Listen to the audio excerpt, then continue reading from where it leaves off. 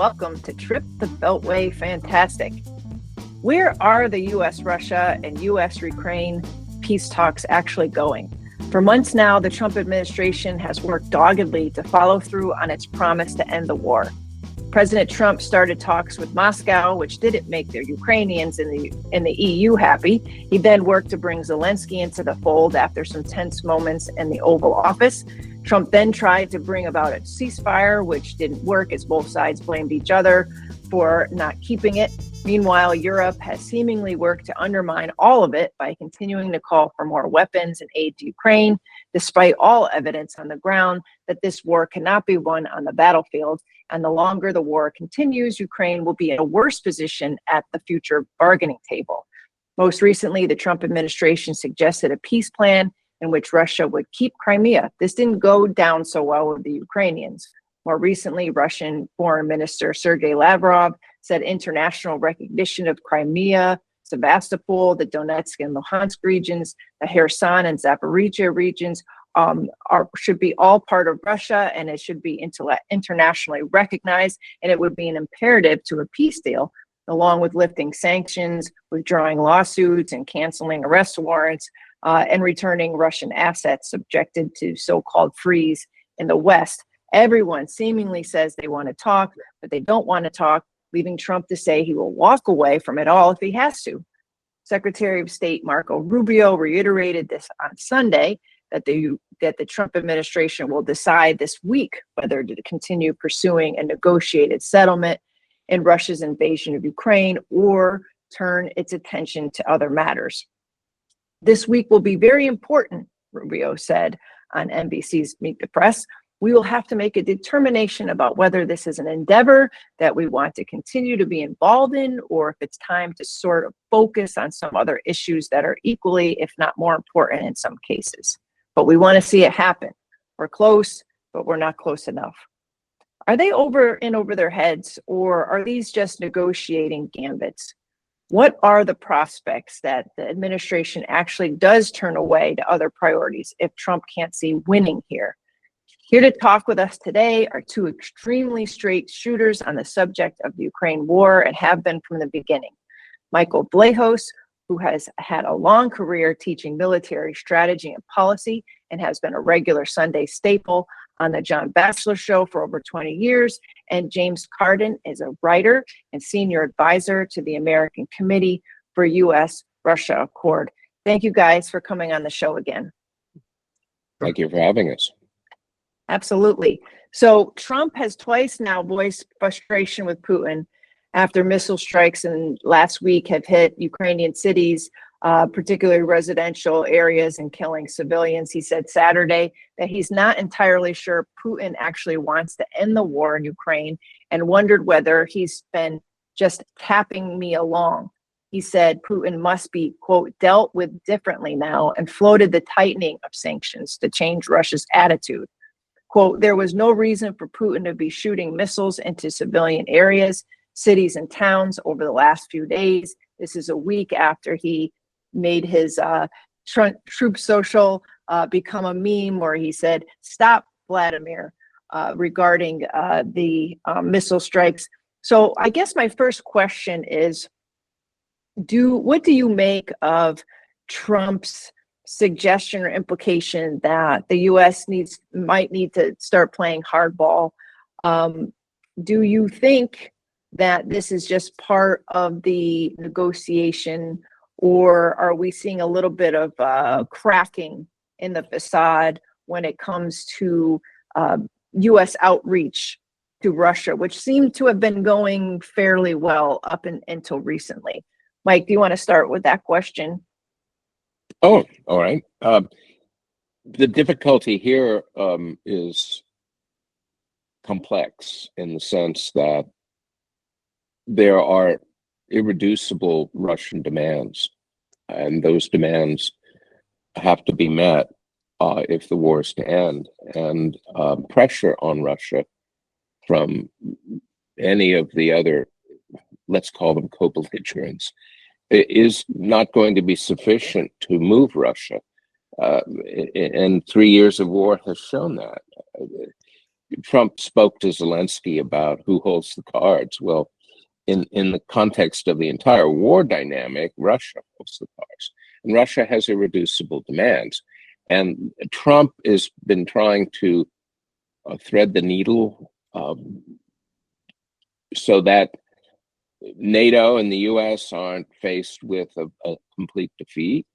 But what he's done then is to offer a solution that's a compromise, and it approaches many of the Russian demands, but several of the key demands aren't being met. And one of the key demands is the demilitarizing of Ukraine. One of them is the recognition now, which has been a threshold that has been upped by Lavrov just the other day.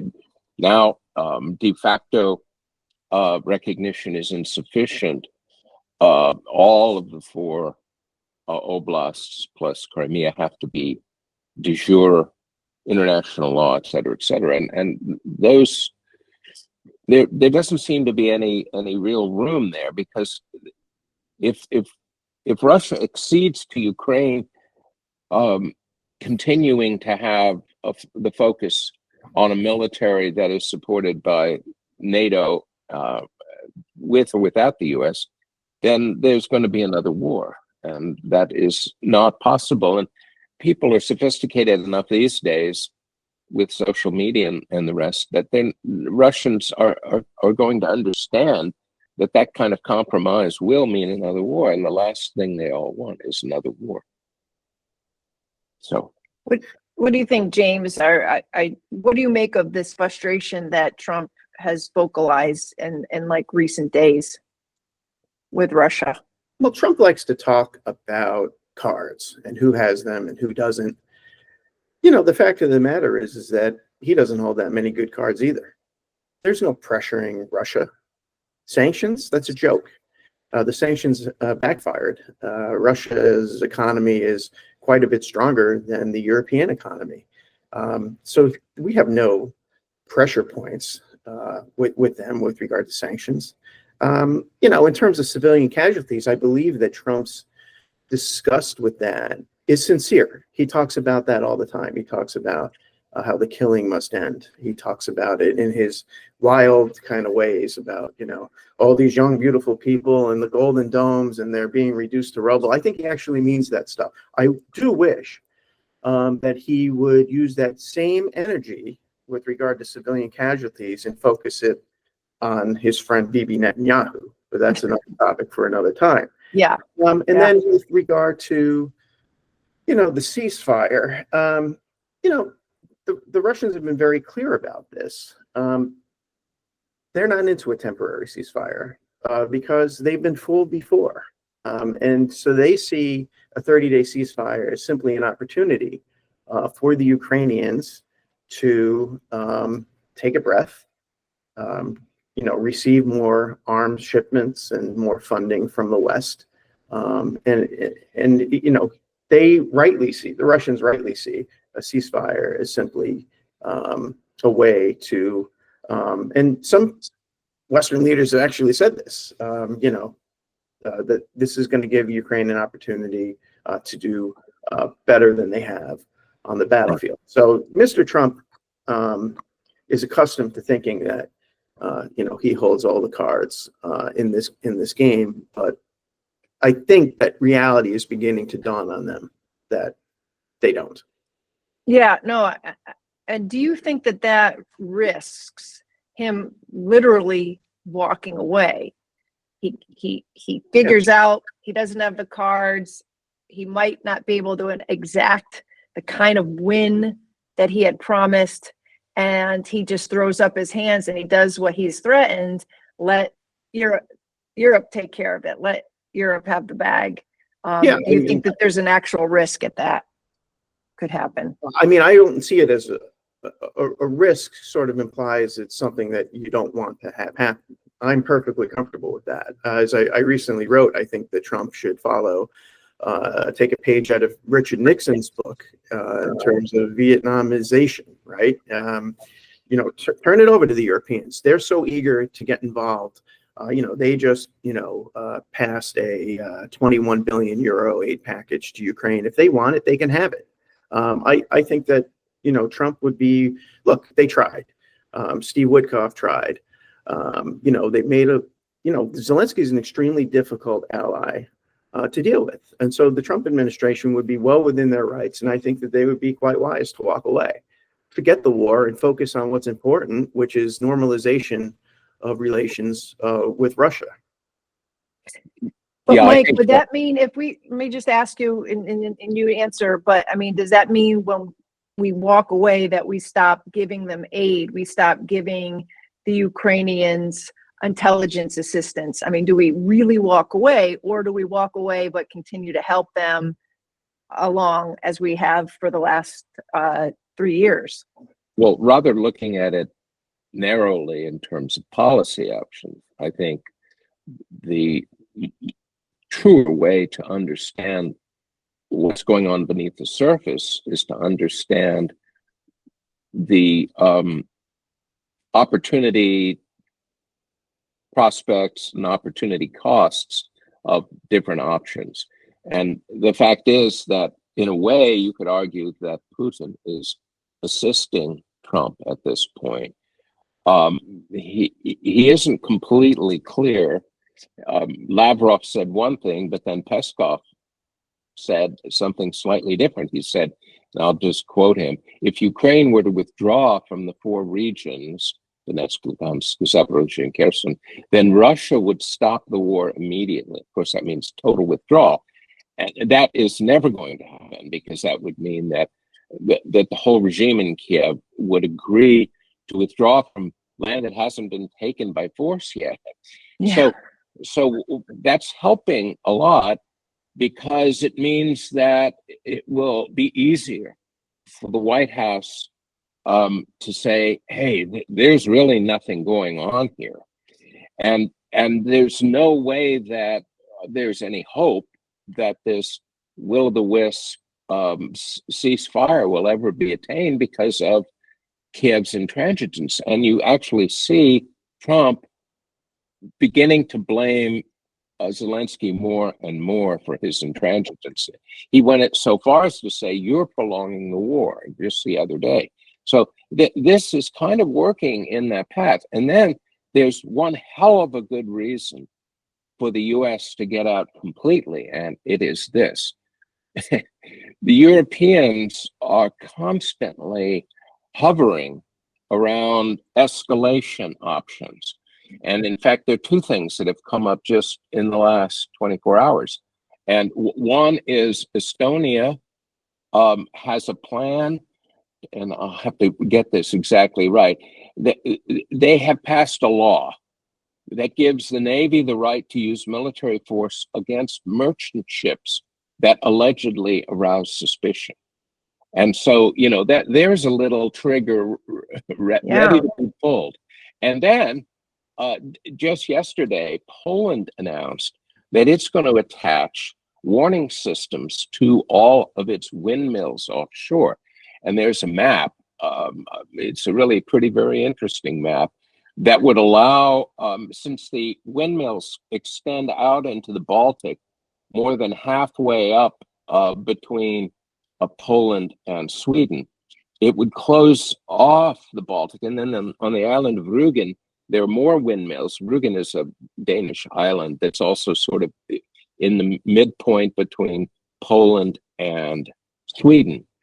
What that does is it allows for complete monitoring of all traffic at all times.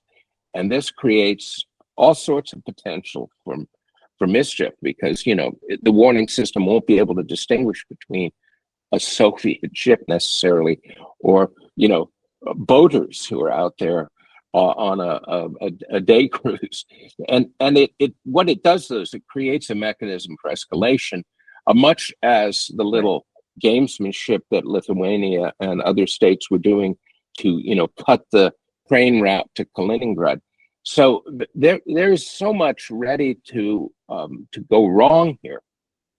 And the big problem the administration has to face is that unless it gets out totally and cleanly, it can be sucked in through escalation into a wider war with Russia, and that's something that should be truly crystal clear to people in the West Wing. But okay, James, how do we get out cleanly? How do we turn our backs on a situation when we are essentially leading NATO at this point? We are in NATO. NATO is our creation. NATO will have to be part of a broader security structure beyond just ending the war in Ukraine. So how does the U.S. just walk away? Wouldn't we need to be part of any negotiations on what that broader security architecture would look like with Russia, with Ukraine, with Europe? About a year ago, I had a conversation it was a panel, and John Mearsheimer was on it. And he had it sounded like a really radical idea, but as time went on, it seems to be actually an eminently sensible idea. He's always a bit, ahead of the curve. He said that basically what we ought to do is to sever our entire relationship with Ukraine in order to assure the Russians that we are not interested in continuing this. And I think that that's something that Trump should probably consider. Whether or not he will consider it, is a different thing. Michael rightly was talking about the 4 oblasts, how the Russians they've annexed all 4, but they don't control the territory of all 4, and they basically seem to want something for nothing, right? They want the U.S. And Ukraine to recognize the annexation of these territories without having to fight for the entirety of them, right? The other problem that we have is Crimea. Zelensky is basically, a maximalist when it comes to Crimea. They're not going to recognize, Russian control of Crimea. That's absurd. That's some low-hanging fruit. We should do that right away. And that would go a long way, I think, towards building trust with the Russians. If the Ukrainians are going to be stubborn about Crimea, that's a big problem, because that basically guarantees somewhere, sometime in the future, another war to break out. So, if Zelensky and the crew of nationalist ultras that are around him are refusing to wake up to reality with regard to Crimea, which they haven't had control of since 2014, then what hope is there really? So I think that, Trump's instinct, I think, to walk away if he can't make any progress is the right one, and wash our hands of it. And, with regard to NATO, I could be mistaken, but I think that Trump actually floated the idea of having a European as the head of the alliance for once. He did. Yeah, so something like that would be great in terms of U.S. national security interests. If the Europeans want to pretend that they are, capable of propping up Ukraine, go ahead, call their bluff, I say. There's one other factor here that needs to be raised, and that is that, and that paradoxically also potentially helps Trump. For Russia to take what it has been demanding, or maybe even more, to end the war, it would have to unleash a full-scale offensive. And it hasn't done so. I mean, most Western military commentators keep coming down to the judgment that Russia hasn't defeated Ukraine on the battlefield because it can't, and it's a stalemate. But it is not a stalemate. Russia has withheld a kind of big push approach because it doesn't want to lose too many more people. But to bring the war to an end with the preponderance of force that it has assembled, which is at least 2 to 1 in terms of numbers vis-a-vis what's left of the Ukrainian army, they could launch such an offensive. That could bring the war to an end. But they won't do that, I would suggest, immediately, because they want to give Trump the opportunity of getting out. If that offensive is launched, the Trump administration is caught in the middle, and it's going to be forced to choose between Russia and Europe. Right. And it'll be a disaster for the Trump administration. So, in other words, there's a kind of interesting dynamic in which Trump and Putin are kind of working together, and Putin is supporting Trump, but Putin will also pull the trigger if he has to, because he can't just let this go on in a diplomatic as well as a military stalemate. It doesn't have to stay that way. He can bring the war to an end, but that would ruin the Trump administration. So one could argue that Trump will try to pull out or feel that he must pull out before things go in this direction and he gets caught in the middle. Well, that's exactly right. And then the big risk, of course, is that should Russia do that, inevitably, you'll have American casualties because we have so many people on the ground there. Yeah, we do. And that's another problem with the coverage of this war. People don't really know what's going on there. And they've been serially misled with regard to the state of the war on the ground. Now, Michael's been the only analyst out there who's actually produced, believable numbers with regard to the casualty rates. But people are, they read the New York Times and they think that, Russia is losing and that Russia has lost more men than the Ukrainians. Yeah, there's a great article out now by Alexei Vershinin, and he goes through in granular detail what Russian and Ukrainian losses have been, and it's really a masterful portrait. And I don't know how much play it's getting. It's appeared in an online publication called Russia Matters. I don't know how widespread it's been, and it hasn't raised consciousness yet. But Ukraine has suffered more casualties per capita than France did in World War I.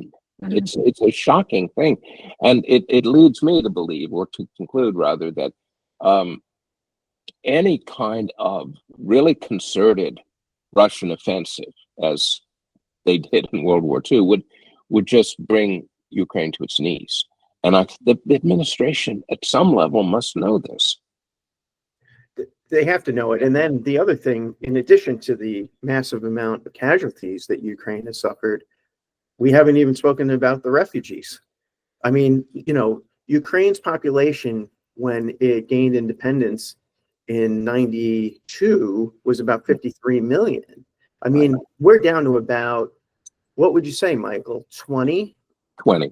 I mean, it's nobody knows, but you put all the numbers together of officially announced, by the EU itself, or refugees into Russia, plus the population of all those 5 oblasts, plus the dead, et cetera, et cetera, et cetera. Yeah, you come out to about 20 million. And so Ukraine is a shadow of its former self. And to continue the war for another year or two would push Ukraine into Belarus territory, where it gets down to about 10 million. It's shocking. I mean, Ukraine is the size of the Netherlands. What I think, what I was going to say in terms of the media coverage you mentioned, James, it's interesting to me that the mainstream media has toggled back and forth between this narrative that Russia is draining itself of its power. This is a stalemate. They have to bring in North Korean soldiers to actually get Ukrainians out of Kursk. And then you have pieces like the one in the New York Times the other day, where they talked about how Finland is so concerned that Russia is building up and building new bases just over the border. And the rest of the piece which is a fairly long feature, is how Russia has grown its military, or at least doubled, if not tripled, the size of its military, both in the industrial base and its manpower since the beginning of the war. And it quotes Chris Cavoli, who is, I forget what role he plays now. He's a general commander of U.S. forces in Europe. Told the Senate committee this month that I'm quoting him, the Russian military is reconstituting and growing at a faster rate than most analysts had anticipated. In fact, the Russian army, which has borne the brunt of combat, is today larger than it was at the beginning of the war. And so it does seem like whatever the expediency of the moment is, the mainstream media indulges either Russia is defeatable or Russia is a looming threat, not only to Ukraine, but to Europe. And I'm wondering what you think of that. What are behind those media machinations? Well, with regard to, the North Korean troops and all that, they never mention what troubles the Ukrainians are having in raising an army. People are in hiding. They're dying crossing the border into the west by the scores. The Russians are not, and this is on purpose, recruiting out of the two main metropolitan regions. So they are not recruiting their army out of the St. Petersburg region, nor are they recruiting their army out of the Moscow region. The other thing to keep in mind. Why do they do that, James? Well, to keep from protests breaking out, right? He isn't exactly the most popular figure in these metropolitan centers. It's not dissimilar to the American dynamic of red and blue. But the other thing to keep in mind with regard to the true state of Russian strength is that the Baltic states and Poland and a number of others recently, they're so concerned that they recently withdrew from the landmine treaty.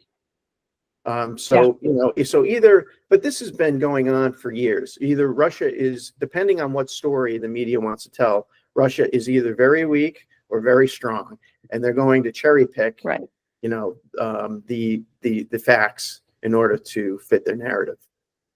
Yeah, they work together, both stories, to help support the necessity for this war. And they do it's a kind of carrot and stick approach. And by maintaining an emergency, and this is the real reason the war keeps going on, especially for Europeans, is that the elites in Europe need the war now to have an emergency that justifies their overriding their own people in elections. And this is now unbelievably clear, and it's really scary. Plus, you have the incredibly weak, Baltics, including Finland and even Poland, however well armed it is. They're very paranoid places, and when it comes to Russia, and so they end up pushing Europe constantly in a more extreme direction, especially the Baltics. It sounds like, just getting back to the ceasefire issue, it sounds like you both are skeptical that a ceasefire is going to lead to any permanent peace agreement, that the ceasefire in of itself might just be a stalling tactic by either side. It doesn't seem, I mean, the Russians have called for a 3-day ceasefire over the May Day, the Victory Day celebrations, and that's a trap for Zelensky, because it makes Putin look like a peacemaker, and then Zelensky instantly rejects it, and he looks, uncontrolled, which he is. But should the administration just be getting everybody to sit down to hammer out a permanent peace agreement rather than fussing around with a ceasefire, which might just put a Band-Aid on, allow either side to regroup and rearm, just freeze things in place, but not really end the war. What are your thoughts on this whole idea of Trump really pushing for the ceasefire agreement as a sort of tangible, immediate win? The Russians have made their position very clear on that. So Trump is wasting his time. Putin is said to have, ordered a very temporary ceasefire over the Victory Day weekend, but this idea of a 30-day ceasefire or something like that, leading to, more prolonged negotiations, is a non-starter for the Russians. They've been very clear about that. And frankly, if, as I said before, if Zelensky is still deluded enough to think that Crimea isn't a settled issue, then I don't really see what anyone could do. We could, go back in time and bring back George Kennan, and there's no one in the American government, past or present, that is skilled enough to be able to get over that hump. So I just see very little. I see very little hope in the way of progress here. Well, in a way, what's going on now is the negotiation. It's the negotiation whereby we establish with Russia that we're in agreement on how the war should end and what the settlement should be. We're also letting Europe know that we're getting out, and ultimately Ukraine. We're leaving Ukraine. And the reason it's a negotiation is that it has to allow Trump to politically disengage without too much baggage, without the losses that he would take if it looked as though he were abandoning Ukraine. And that's, hence you could see the entirety of what's happened, not as Trump thinking he could pull something off in 24 hours, but rather as a very elaborate but ultimately effective disengagement mechanism. And the disengagement requires the larger theater to unfold. I mean, the play has to, reach its denouement, and it seems to be doing that now. And people are behaving in ways, the Europeans and Zelensky, that increasingly give Trump space to extricate, the United States from this. And I think that's really, I would hope that's the ultimate goal, but it's a process. I thought the ultimate goal was to end the war. The ultimate goal. You're talking two things. You're talking about extricating from the U.S. extricating, which I don't know how you do that when NATO is not extricating and we're actually an integral part of NATO. But what about ending the war, ending the violence? That's what we were supposed to think that these negotiations were for. Right. But ending the war was a victory for Trump. So ending the war is all bound up in his own political fortunes. And if ending the war and the triumph that would have fallen into his lap is not his to have, then the only alternative, short of a disaster, is to configure a situation where everyone is so screwed up, meaning Europeans and Ukraine, that the U.S. must get out. And I think that's kind of what's going on now. I don't know how deliberative it is or how conscious, but it's increasingly clear that the outcome of this is going to be a disaster for NATO. And in fact, NATO chiefs are saying if we're defeated, NATO is dead. It's over. So I think, in effect, it's massaging the dynamics to your advantage without being crushed by them, and so it has to occur at a level that people aren't consciously aware of, because to admit all of this would be disastrous as well. But it's always been clear, to me at least, that the defeat is something that will end former structures like the alliance that have been our lodestar for so long. And at some point, a leader has to understand when that has happened and then make a good fallback. And that's the best fallback that is available to the United States at this moment. Do you agree with that, James? Because that's kind of a grim view, because it basically broadcasts to me that there will be no real negotiations for peace. No. It will be just we get out and the Europeans have to deal with it, and it could be no peace. Yeah, my feeling all along was that the Russians were going to have to win this on the battlefield, and I think that basically that's what's going to have to happen, because the Ukrainians are refusing to be reasonable. The Europeans are encouraging them to be unreasonable, and so that is going to force Russia's hand. We have we should have no part of that. I think that there's ending the war, and then there's ending the war for us, and I think that is what Trump is looking to do, and he's going to take that as a victory. That's well said. I like that. That's yeah, right. I like that too. Can I just ask one last question, because we pretty much ran out of time? How much pushback and opposition will he get from Washington, meaning people in his own party as well as Democrats? Because there are plenty of people, the majority of people in the Republican Party on Capitol Hill want us to stay, and they don't want to see Ukraine lose on the battlefield in the scenario that you just described. So will he be able to do this without massive political repercussions in Washington? Well, I think that there was an article in Politico that said Trump was out of F's to give, right? So yeah, I think that with regard, like you saw with the tariffs, right? He's sticking to his guns more or less. He's kind of impervious, I think, to this sort of pressure. He doesn't care what the Republicans or the Democrats think. And he, despite his protests to the contrary, he is a lame duck. And I think that he will do what he wants. I mean, he's been doing that for 3 months, and there's no reason to expect that to change. All he has to do is convince everyone that the course he's taking is the best among, poor options, that he's actually doing the correct thing, the right strategic choice. If people see that, then he's in good shape.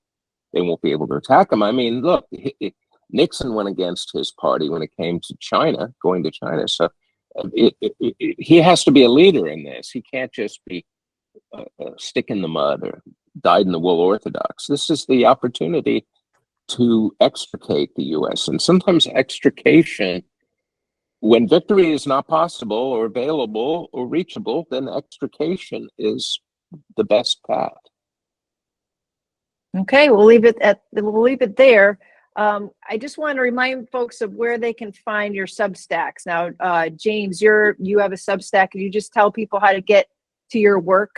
Because you're updating it regularly. Yes, and I have had the good fortune of having brilliant outside contributors like Dr. Vlahos here.